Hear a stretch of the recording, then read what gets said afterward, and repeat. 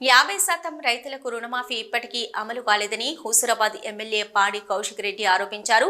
హుజూరాబాద్ నియోజకవర్గం వీణవంక మండలం చల్లూరు గ్రామ సభలో ఎమ్మెల్యే పాడి కౌశిక్ రెడ్డి పాల్గొన్నారు. ప్రజలు ఎదుర్కొంటున్న సమస్యలపై ప్రభుత్వం తీరును తీవ్రంగా విమర్శించారు. ప్రజాపాలనలో వచ్చిన దరఖాస్తులను ఆన్లైన్ చేయకపోవడం వల్ల ప్రజలు తీవ్రంగా నష్టపోతున్నారని విమర్శించారు.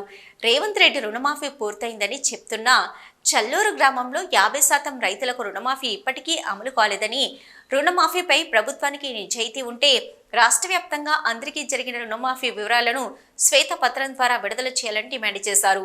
ఇక 2 లక్షల రుణమాఫీ హామీ ఇంకా 50% మందికి ఇవ్వాలని డిమాండ్ చేశారు. రేషన్ కార్డుల విషయంలో ఆదాయం పరిమితి పెంచినా అర్హులందరికీ కార్డులు అందడం లేదు. ఇది ప్రభుత్వ వైఫల్యానికి నిదర్శనమని ధ్వజమెత్తారు. అర్హులందరికీ రేషన్ కార్డులు ఇవ్వాలని ప్రభుత్వం వెంటనే చర్యలు తీసుకోవాలి. ఎన్నికల ముందు 4,000 రూపాయల పెన్షన్ హామీ ఇచ్చి అమలు చేయకపోవడం తగదన్నారు.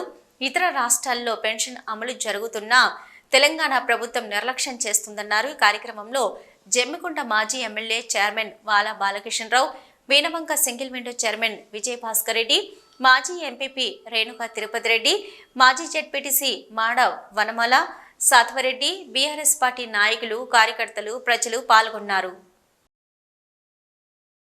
సర్పంచ్లకి, మాజీ ఎంపీటీసీలకి, వార్డ్ మెంబర్లకి, మాజీ వార్డ్ మెంబర్లకి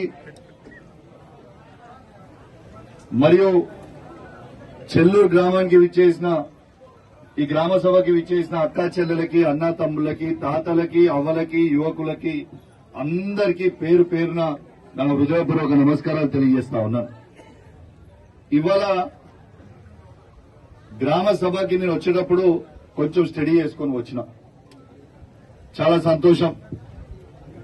గౌరవ అధికారులు సంబంధించిన 4 స్కీంలకి ఈ ప్రభుత్వం ఏవైతే లాంచ్ చేస్తున్నాయో అవన్నిటికీ ఇవాళ వాళ్ళు అనౌన్స్ చేయడం కూడా సంతోషం. అన్ని కూడా ఓపెన్ గా విన్నాం.